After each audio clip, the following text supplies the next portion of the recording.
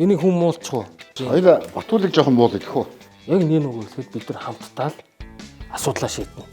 Тэгээд намайг хараагаад ч юм уу Эрдэнэ хараагаад асуудал шийдэгдэхгүй. Тэгтээ дотор онгойд юм уу? Үгүй тийм сайхан 100 жил байхад та одоо хотойхон ч зүйлд нь гомдох юм шиг. 100 жилийн. Одоо тэр та тэгэл надаас асууж шít.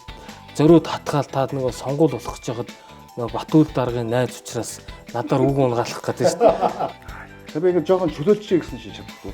Заавал нэг ийм хоёр хүнийг хооронд нь харгалдуулах. Дугаараа язгаарлалт гэдэг нь богино дунд хугацаанд төвжирлийг шийдэх үр дүнтэй арга биш. Тийм байна. За одоо та өөрөөр тайлбар.